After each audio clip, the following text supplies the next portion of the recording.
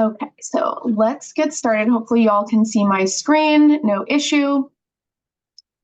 So let's talk about ECIP. And I'll admit that I'm not a policy expert on all of this, but I did think it would be helpful to sort of review the major policy changes that were implemented last calendar year, 2023, because essentially that was the precursor to some of the other reporting changes that we're going to go through. So just as a reminder, in the calendar year 2023 program, the ECIP program aligned in certain policies with the CTI program.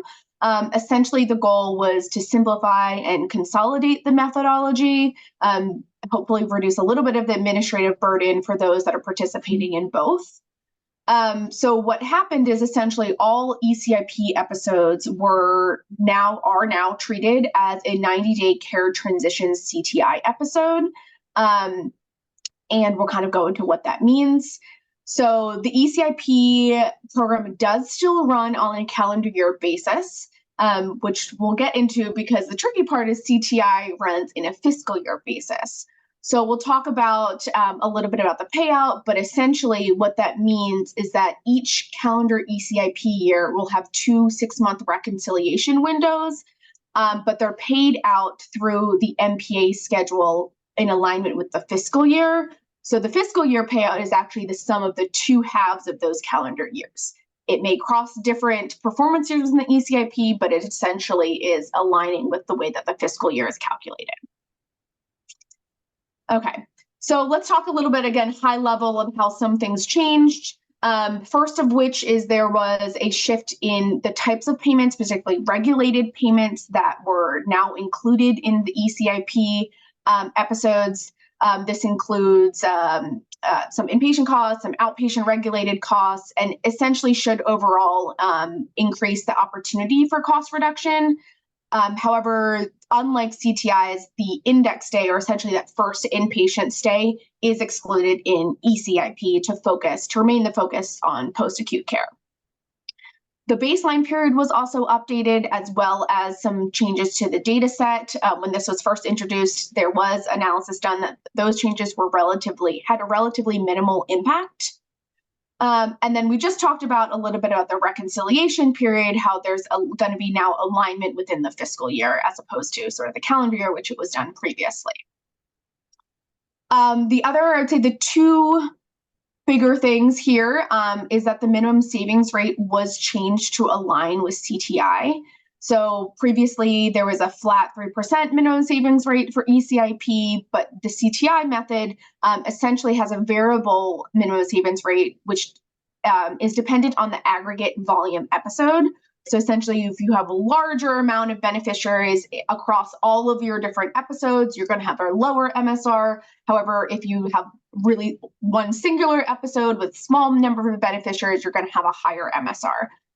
So that could change potentially in relationship to that 3%. There's some that may have a lower MSR and some that may have a higher.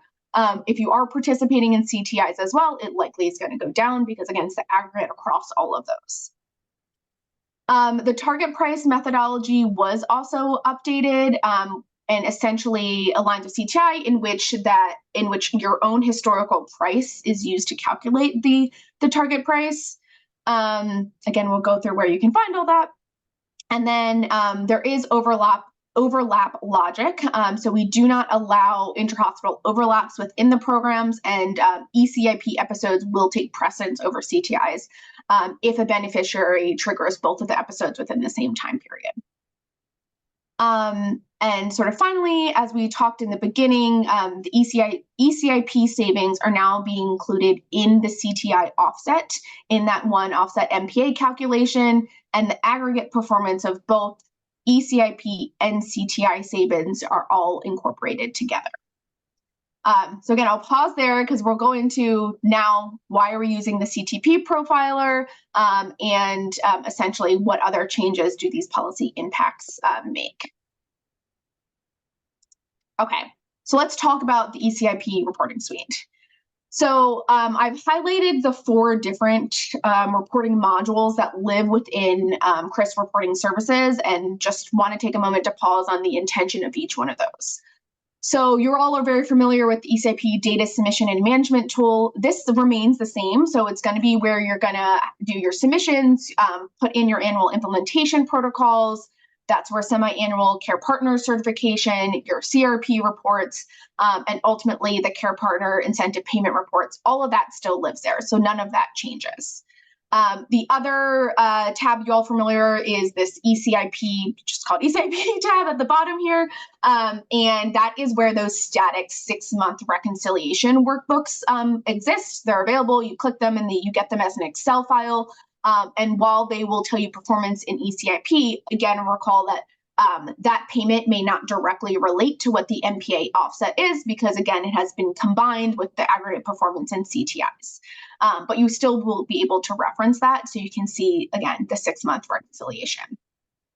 And the care transformation profile, so this is new, this is the bulk of what we'll cover in a few minutes.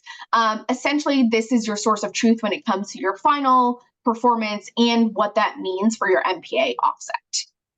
And then I'd just like to touch, we're not going to go really in detail in MAID at all, but as you all know, there is an ECIP view specifically in MAID. And again, this is a PHI level, so you get into the beneficiary level detail of specific reports that hopefully help you all manage the episodes and evaluate opportunities and your performance. I just want to note, visually, MAID remains completely unchanged. So when you go in and you click that ECIP view within MAID, you're going to see the same thing. Visually, all the reports there, they look the same, but please keep in mind some of the changes in policy that we just talked about. That's really what you're going to see the impact in there. So we talked about some of those regulated payments. Those numbers have been updated since these new policies were implemented last calendar year to reflect the policy changes. But it's still there. It's still a great resource. But again, it's just going to be updated to include to be in alignment, with the updated methodologies. So those are the 4 main areas.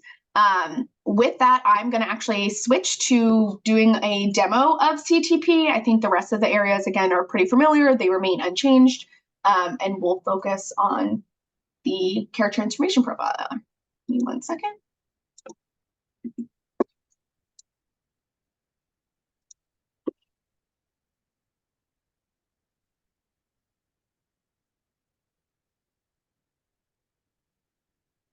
So you would get into this just like any other reports in CRS. So you can go to reports.crisphealth.org.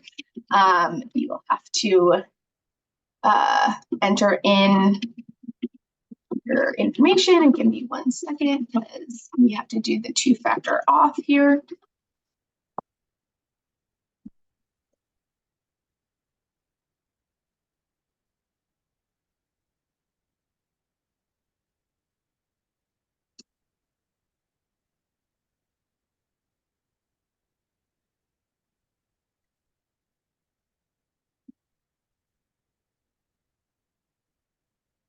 Okay, so once we're in CRS, again, all of your reports are going to live within this Medicare population tab, and you may see more or less of these depending on your access, but we are going to focus on this care transformation incentives, or what we call the CTP.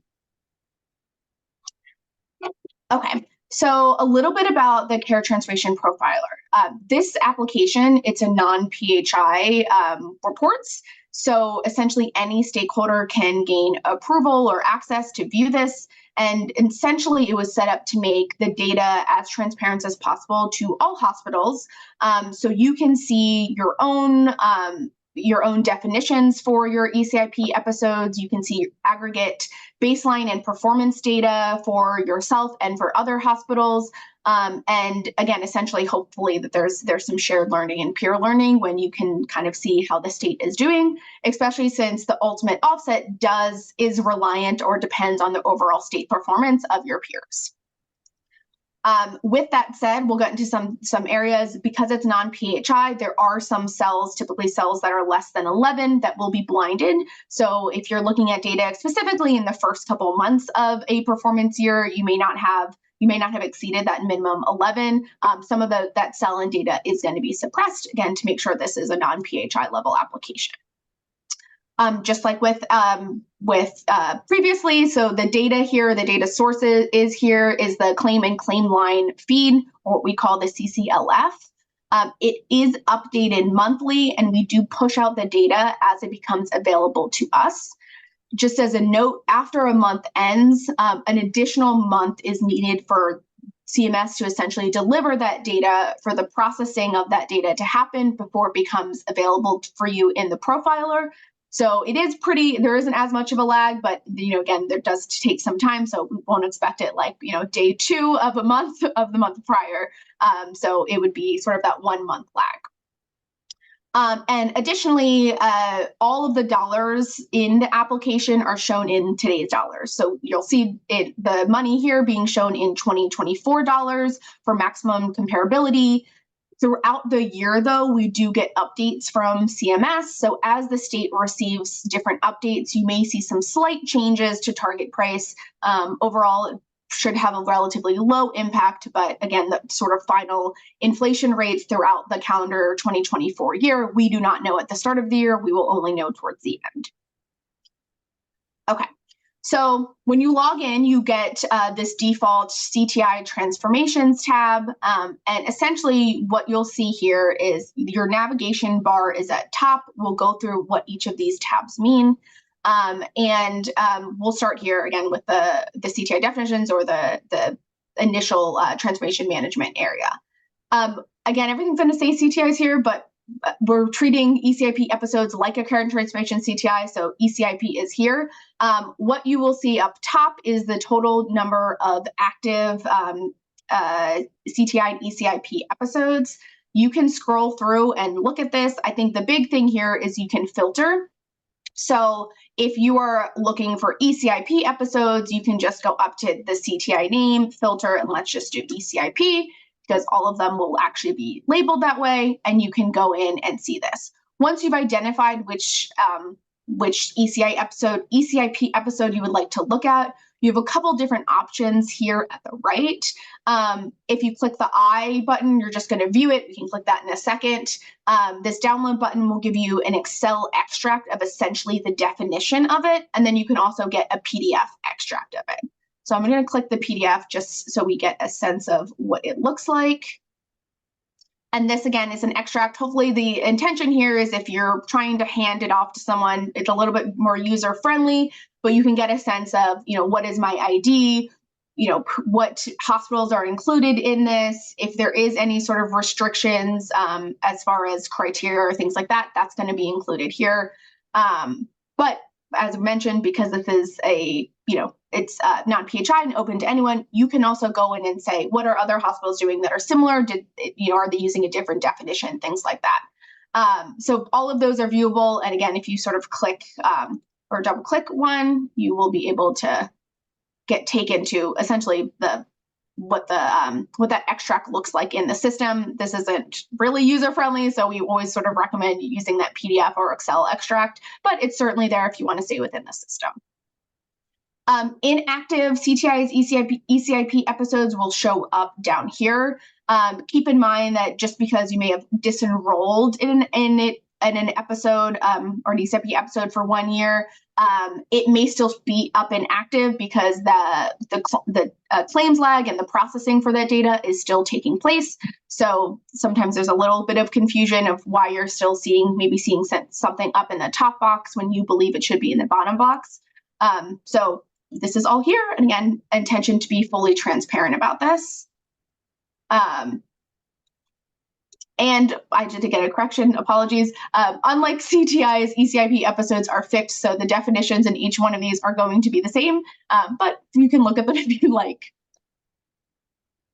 CTI creation and participation management essentially are not going to be available to you all. You may see them, but you may not have access to them, so I'm going to skip over that, and we'll get to the state summary report.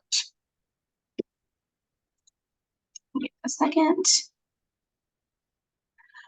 In the state summary report, there's nested 2 different reports, the CTI performance summary and the statewide savings estimates. At the top, you will always have the ability to have different types of filters. So you can select different time periods here. Again, these are going to align with fiscal time periods since that is what the profiler of the CTI program was intended on. So it's going to default to the most recent one. You also can go and say, I would just like to look at one particular hospital, again, looking at everything that they're participating in, ECIP episodes, CTI episodes, whomever, or just go in and drill down to a specific CTI ECIP episode as you would like. So again, you can kind of see that here. This will be in numerical order, so you can always know sort of your name, but ECIP episodes will always be nested in this care transition area. So I'm not going to filter right now, but I'm just going to kind of keep that in mind, and we'll go through this at a high level and then maybe walk through what one of them means.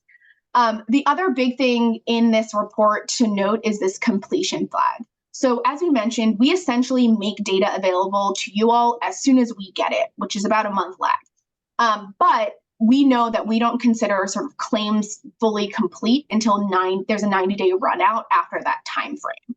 So you have two different ways of viewing this, and we do want to make sure there's a high attention of how you're viewing it, because we don't want sort of false impressions to be made.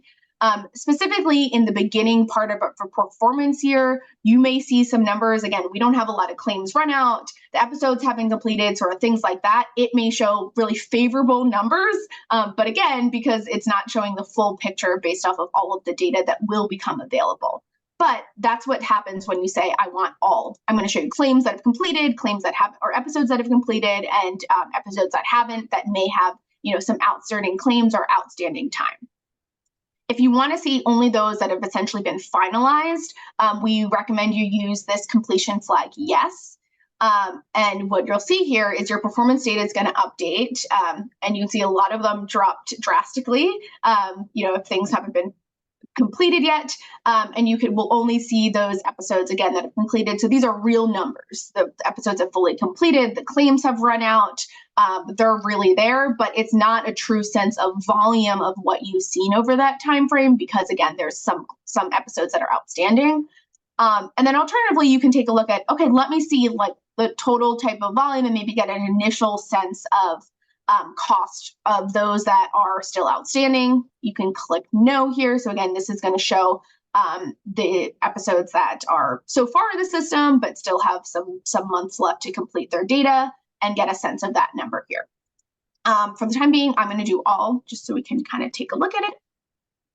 And let's go through what this CTI performance summary looks like. So starting at the left, you're going to see obviously the name of the hospital, the thematic area. ECIP episodes are always care transitions, and the name of your ECIP episode or CTI episode.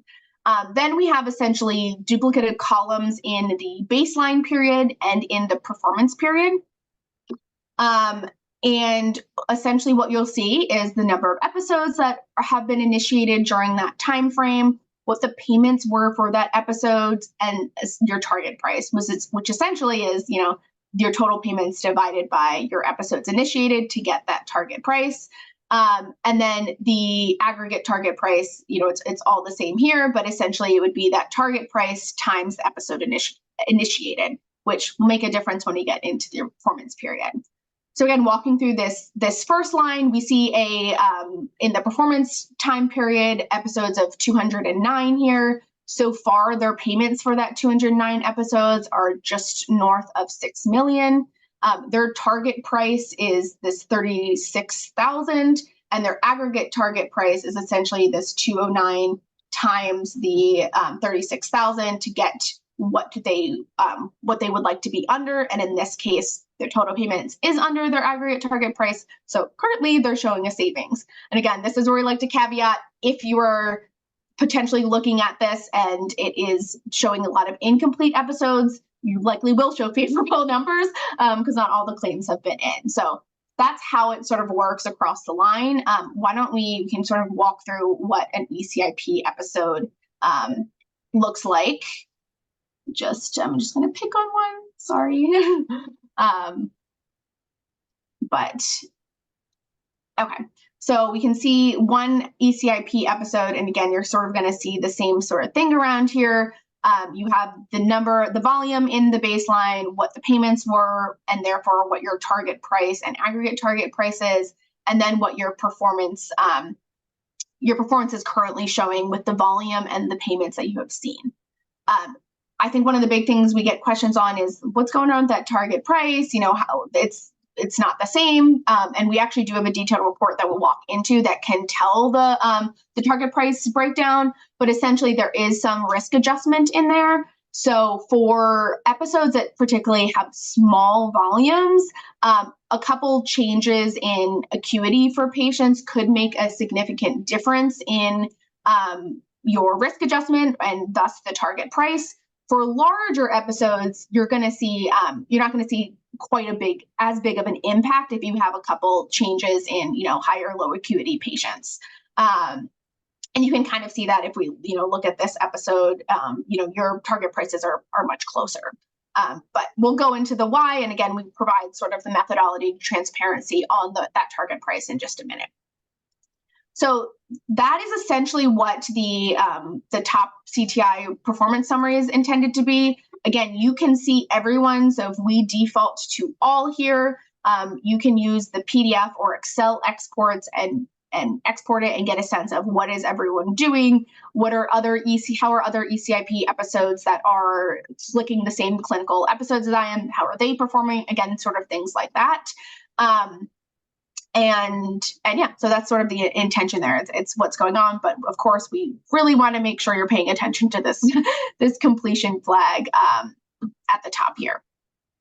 So the second report in this tab is the statewide savings estimate, and essentially the intention of this is to get a sense of what the MPA offset is going to be, or how your performance is going to impact the adjustment or savings or dis-savings associated with the MPA adjustment. So just as a reminder, each hospital, independent of how many or if you choose to participate in ECIP, CTI at all, every hospital does pay a portion of the total offset based on a share of their aggregated Medicare hospital revenue.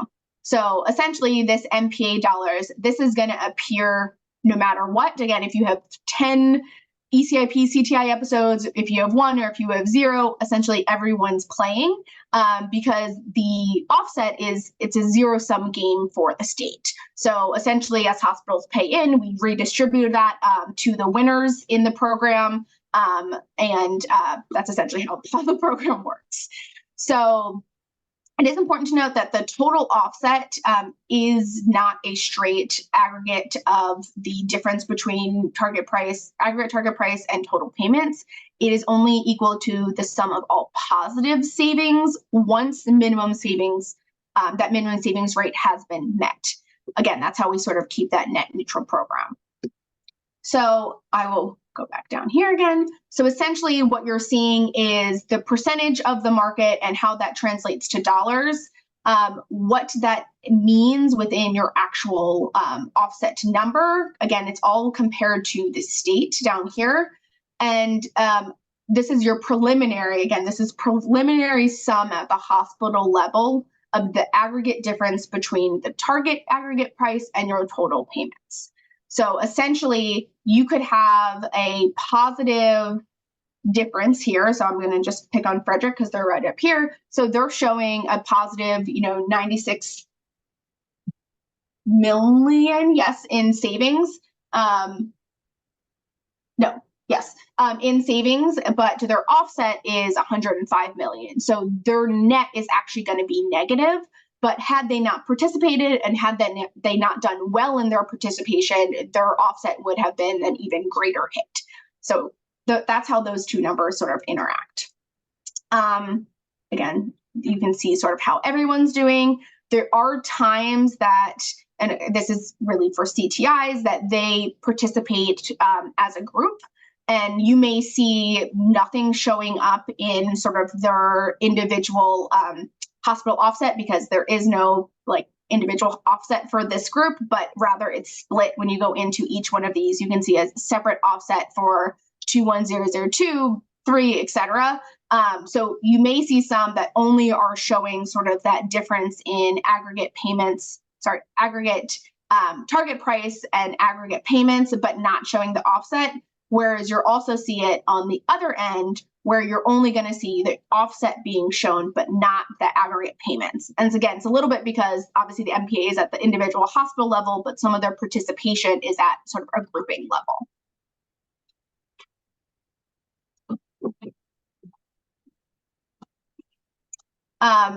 Other thing, just as a note, it's our recommendation that the statewide savings estimate, you really only look at that with a completion flag, or else the numbers are going to seem pretty off.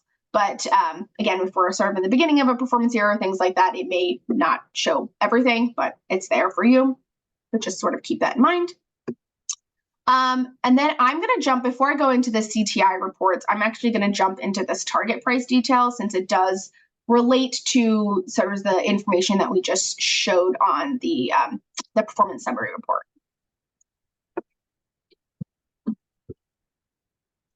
Hey, Jess? Yes. Is it possible to add for that completion flag? If you're saying yes, is it possible to add something that says the data is complete through whatever time frame? I know the CTI, I know, the episodes all have different time frames. Yeah. But and that's sort of why, because everything's it's a little bit dependent on this. I'm wondering if maybe we can instead put somewhere their communicator or learning system what the month we have available that is considered complete, and that may help. Because it's a little bit hard given that some of the episodes in here are 90 days, some of them are 6 months, some of them are year episodes. So it'll vary within each episode type of sort of what's complete and what's not complete.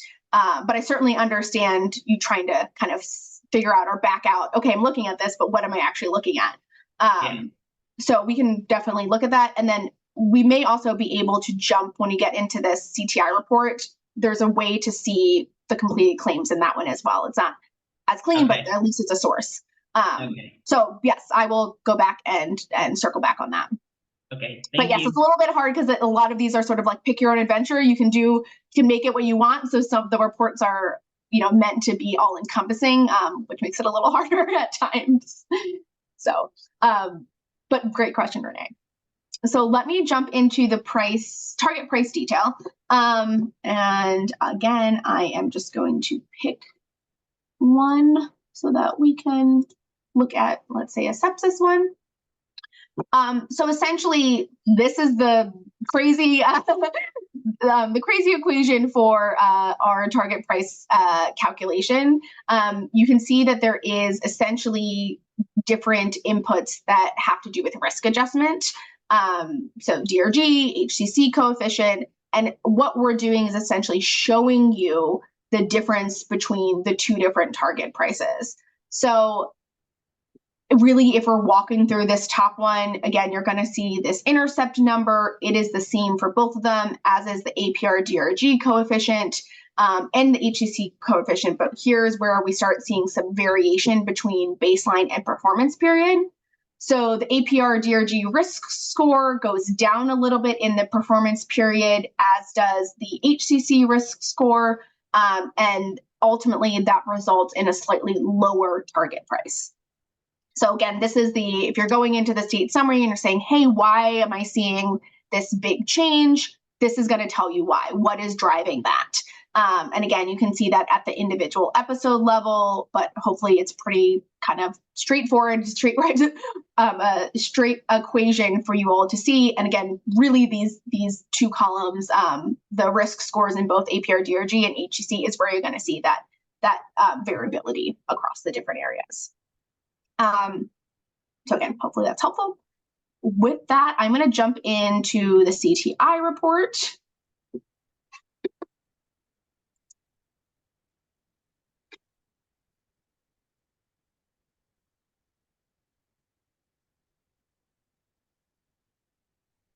And of course, whenever you're demoing, it takes a while.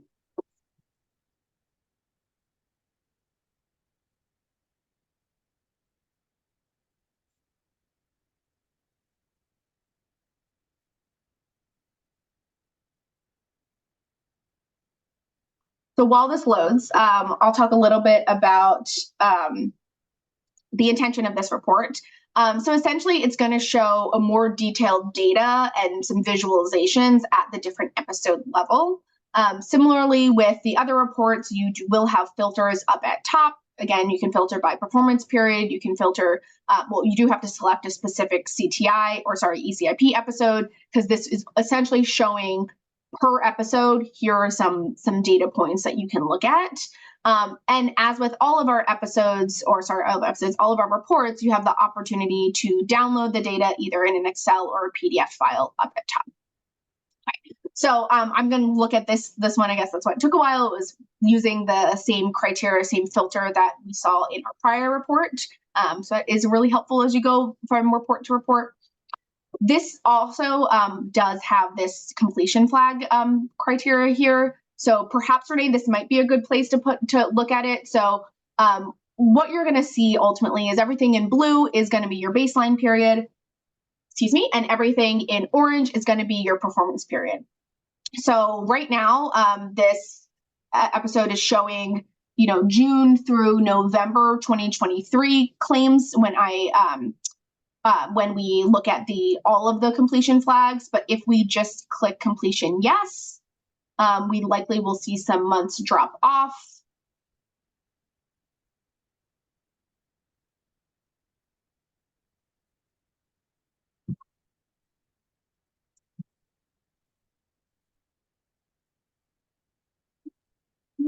Love's being slow when you're sharing screens.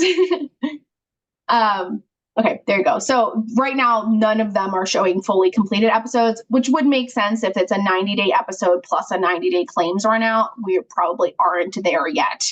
You'll start seeing claims when we have all the first 6 months, essentially, of the performance year. But that could be an option for you all to see. I will go and let me change the performance period to last year so we can hopefully sort of see again how that may change or impact this. But this likely could be a source of truth for when you're looking at what months are included when I'm looking at that completion. Again, for ECIP, you have some more standardization across all of them, but for CTIs, there's a lot of variability within the lengths. So while this loads, hopefully you all can see, and it's not too grayed out, but okay, so, for here, for the sepsis episode here, you're actually are seeing all 6 months worth of data completed. And again, remember, this is going to show fiscal year, so, type of thing here. So just keep that in mind. And again, if we press all, I don't know if there will be a difference, but we can go in and see if there is at all.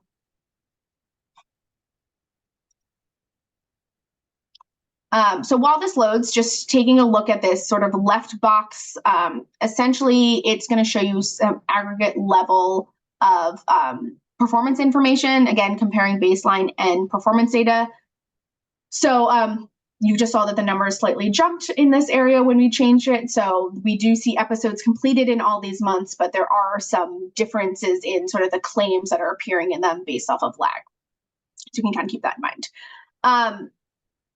Okay, so going back to this summary report on the summary table on the left, essentially, again, it's going to show you at a high level how many episodes, how many different bennies are making up those episodes, what is my total payments, again, what is that payment per member per episode, the target price, again, that's going to carry over from your state summary and this target price detail, and then looking at those two different risk scores again. So this will tie back to there. When you see some variability within these two scores, what does that actually mean? Again, you'll see that methodology here. So this is sort of at a high level. Now we get into sort of some visualizations, essentially looking at the cost over time. This is going to give you sort of a mean by month, so you can get a sense of what was your mean payments across the baseline months and what are my mean payments now. And then also you can look at the cumulative spend. So this is to be expected for ECIP episodes. Things are going to start around day 0, but essentially you have sort of an initial spike of services and costs, and then you typically are going to start seeing that slow down or even out as we get further into the episode time, that full 90 days. So again, you can kind of see, okay, I'm seeing that difference of the cumulative spend performance is higher than baseline here. This table down here, I don't know why they're up here, is going to give you a little bit of a sense of, in that cumulative spend, where is the big differences when it comes to the different periods of time. You know, off the bat, the two biggest differences you're seeing is sort of within that first that first 30 days, the 0 to 15 time frame and the 15 to 30 time frame. You're seeing probably the largest difference between your baseline and your performance. And then you're starting to see a little bit of closer performance across the other different time frames. The other thing here is we just show the number of ER visits within that time frame. There is a lot obviously associated with the reduction of utilization as a strategy and an intervention. So this is just a good way to kind of get a sense of, is that trickling down at all when it comes specifically to ER utilization? So again, you're going to see the average number of ER visits within your baseline time period, and then in your performance period as well. There's a lot of variability here. Again, just looking at this one, there's obviously, a spike in June, and that may be the intention of these reports as a jumping off point. So that may be a place to say, okay, let me go in and look at this more, either through MAID or at the DEX level, all different sort of options down here. So really, again, looking at sort of spending over time, get a sense of where do I want to start looking at information to dive deeper. The next bucket is essentially looking at the types of claims and the variability of the distribution of the claim type within baseline and performance period.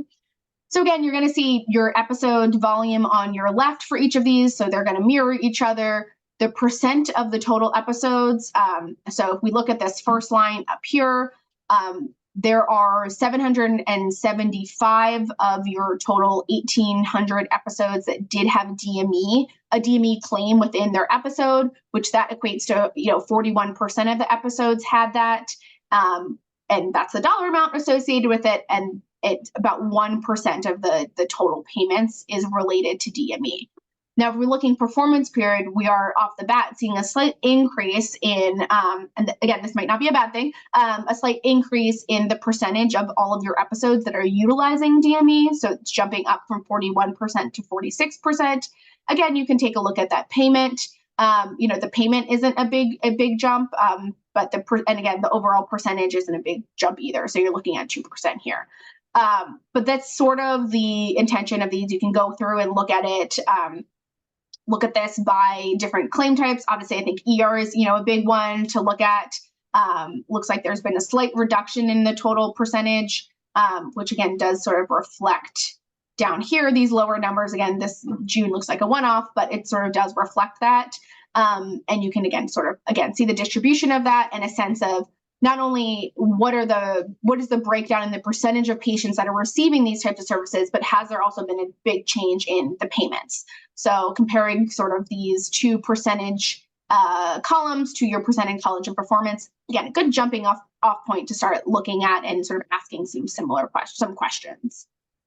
And finally, at the bottom here is we're starting to get into demographic data. So you're going to look at age breakdown, race breakdown, and where they're located by county. And the difference is there any difference in baseline and performance? Again, just getting a sense of what types of population are you looking at. Potentially also, again, that could lead back to your risk score and the target price adjustment up here as well. If there's any strategy there.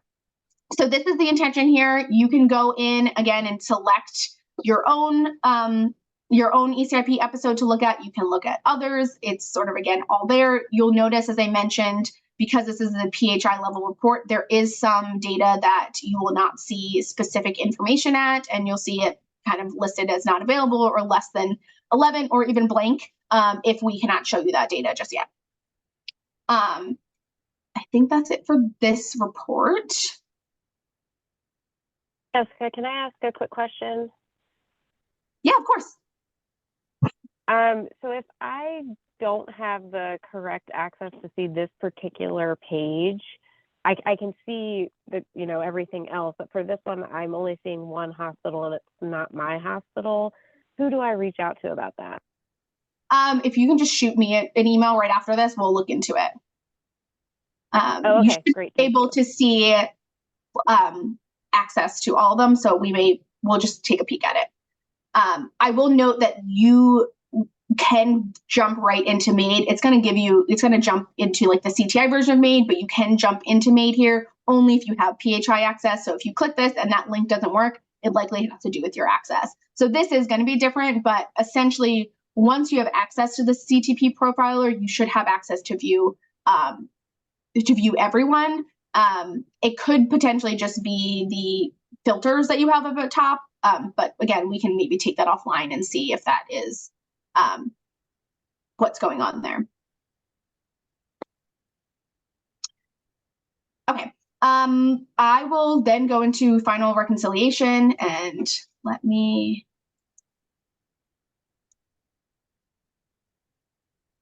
give me 1 second, because I'm going to change the filters a little bit before I go into the final reconciliation. And that is something that even I noticed the other day. I went into final reconciliation and nothing was showing, and I was like, oh, that's really odd. And essentially it is carrying forward the filters that I had from a prior report. And because it was focusing on a episode that didn't have information available yet, it wasn't showing me anything. So that could be something, and if you're seeing something odd, why am I not seeing it? Maybe go back to the state summary report and sort of reset, and then maybe jump into a report. And that could potentially be a good one. So again, I'm going to do all for here. And the final reconciliation will only show when the data is actually available. So we sort of don't give you preliminary reconciliation. That's the intention of this bottom statewide savings estimate. So if you click in here and you don't see anything, again, it's likely just because the data is not available yet. So let me go in, and because of that reason, I'm actually going to select this July 21 to June 22 period. I believe that's the period we have reconciliation for. So, and I'm just going to go in there. Okay, so this report is going to essentially look at that waterfall calculation. And what we mean by that, it's going to take into your minimum savings rate, and it's also going to take into the fact that we look at the performance is based off of the aggregate of all positive savings within the state. So the first thing is everyone wants to know minimum savings rate, where am I getting this? So essentially your hospital can have two different minimum savings rate, and it's calculated based off of a setting or type of episode. All of ECIP episodes fall into this setting specific CTI. So we have our ECIP episodes, we have other care transition episodes, there's ER episodes, palliative care episodes, probably a missing one, but essentially we look at how many beneficiaries did you have across all of the different setting specific CTI/ECIPs, and you get a range. So if you had a really low number, let's say I'm looking at 300, 301 or something between then, across all of those different categories, your minimum savings rate would be at 5.5%. But as you get more, your minimum savings rate decreases. So, once you're essentially beyond, closer to that 1,500 threshold, you're getting below that 3%, which was the default in ECIP beforehand. The other one here, and again, this does not impact ECIP, but for hospitals that participate in both, they could also have CTIs that are community triggered. So these are really sort of our panel-based CTIs, and at baseline, we would expect them to have much larger beneficiaries to begin with, which is why we have these two separate scales. So you can see sort of it's nearly double, they need nearly double the amount of beneficiaries in the community care settings in order to kind of have similar MSR to the setting specific ones. So once you set that, that is that minimum savings rate across your ECIP episodes, your CTI episodes. It's the same minimum savings rate, except if your setting changes. So unless you have those community care triggers. So I hope that helps. That's, again, the number that you're going to see down here. And I'm just going to advance this is the top so they get it. You can see that minimum savings rate is the same for both of them. These are both triggered within sort of a site-specific setting. I'm going to pick on Ascension, and you can see they have two two CTIs that are community-based and have a 6% minimum savings rate, whereas they have a setting-specific one or care transition, or sorry, there's a primary care transition one, and they have a different minimum savings rate here. So again, that is the opportunity that you have here. So essentially what this does is it is going to show in descending order your performance, meaning we look at those that saved the most, and then we start sort of going down, and we calculate that essentially until there is a negative amount associated with it. It's easier to do this by just let me pull up one hospital and we can look at that. That's probably sort of the easiest way to look at that. Let's do Frederick. And again, this is the 2022 period right now, so it is not going to show ECIP, but essentially you will see a line item, like one of these lines will have your number and ECIP episode calculated within. Okay, so if we look at Frederick looks like they had 3 different CTI episodes. And again, it is ranked in essentially your cumulative savings, not cumulative savings, your savings.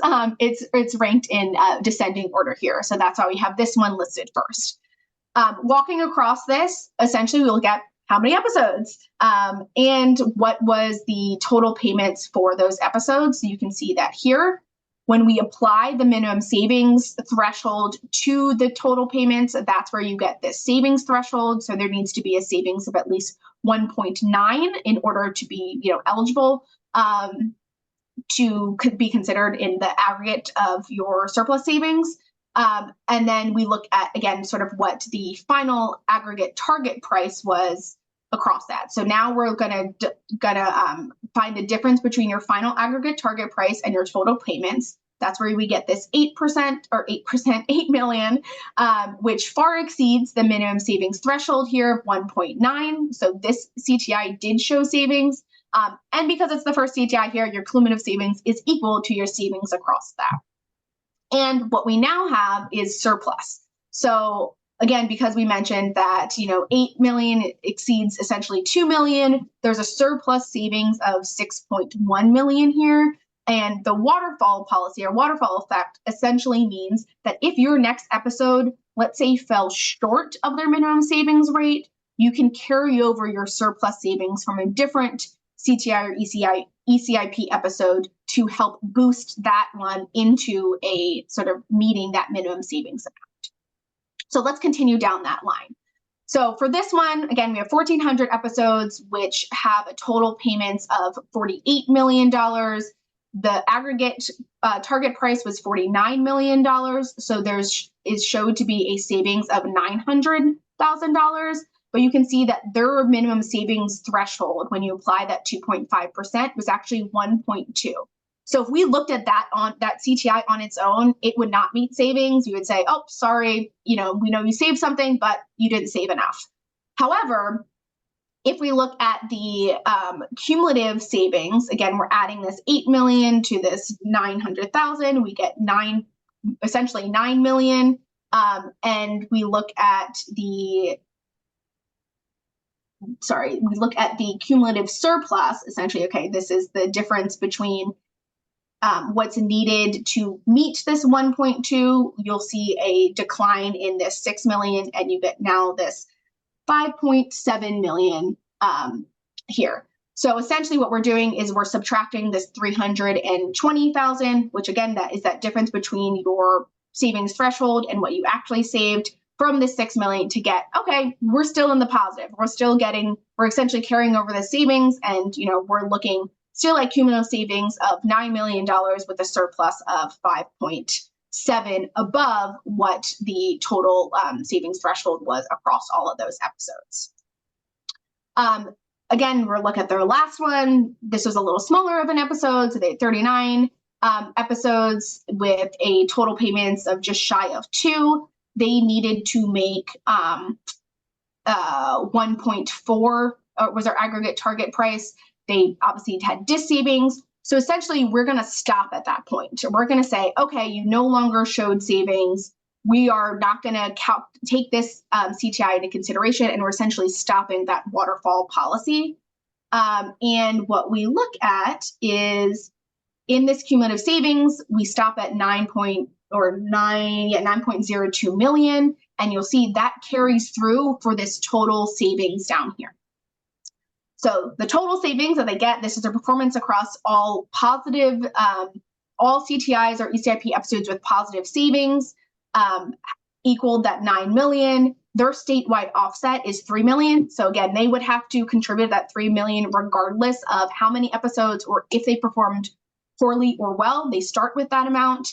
And then essentially, let's add those two numbers together, and they will see a positive adjustment to their MPA of $6 million. So that's how essentially that waterfall policy works. Again, if you want to know more information about the statewide offset savings, you'll go back into that statewide support where you can see sort of the percentage of that. There is some variability there because, again, it's based off of the total performance of the state, but essentially that's how the calculation works. Really, what you guys will see is you will see an ECIP line. Keep in mind that that ECIP line will be the sum of the 2 6 months that are in this fiscal year period. So if we're looking at the fiscal year period, I'm just going to pick on June 2023, it would only really be 6 months because that's what fell into this new policy. But for this next calendar year, it would be July through December of 23, and then January through June of 24. It would be the sum of both of those in the ECIP episode that would show up in here. So keep that in mind. If for some reason you only have 6 months in one, let's say like you stopped a specific ECIP episode, it's only going to show what's available within that time frame. But that was a lot. That's intended to be how it works. Again, you will only see this once this is final. And we recommend you using the state summary report as a gauge for how you are doing throughout the performance year, with that caveat of please use the completion flag of yes when you're looking at that bottom state summary report. So I think that's all I have. Like I said, we know it's a lot. If there are access issues, please let me know. We can hopefully easily solve that. You may want to just reset your report up at top. And again, this is a prime example of it's defaulting to this most recent time frame of the end of last fiscal year, which has not closed yet. So nothing's going to show up. So just keep that in mind. So if you are seeing something funny, let's start with our filters and things like that as a place to potentially reset. Do I have any questions? We're happy to walk through, individual ones as it pertains to you all, but hopefully between essentially these 4 different reports, it will give various levels of detail and again, intention to be a starting off point for additional analysis if that's what potential with the data shows. Okay. Jess, it's Renee. When will we see the final reconciliation for fiscal year? Is it around the kind of April timeframe for the previous fiscal year? I think it ends up being around April, May, because I think the final adjustment is in June. So it's right around that time period. I think because it honestly depends on the last CTI episode ending and then their claims running out. So yeah, I think it's around that time frame. Okay, thanks. And we can let you all know. One of the things while we're on here, let me share my screen again. Give me 1 second.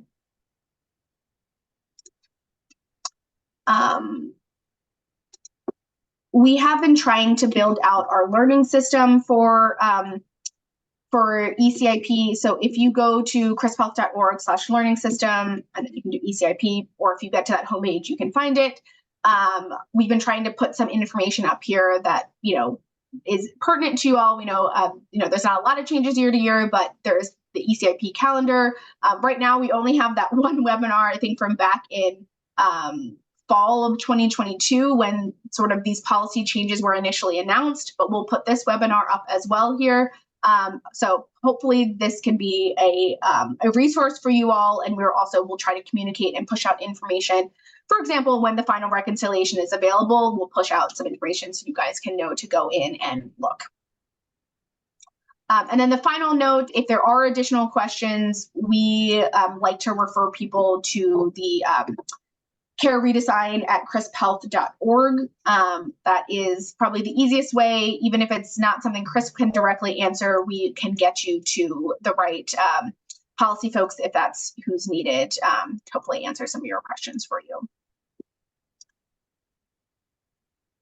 So I think that's all I have. If we don't hear any questions, we can wrap this up. And again, it'll be recorded and we'll send out this information to you all and post it on our website. So thank you all.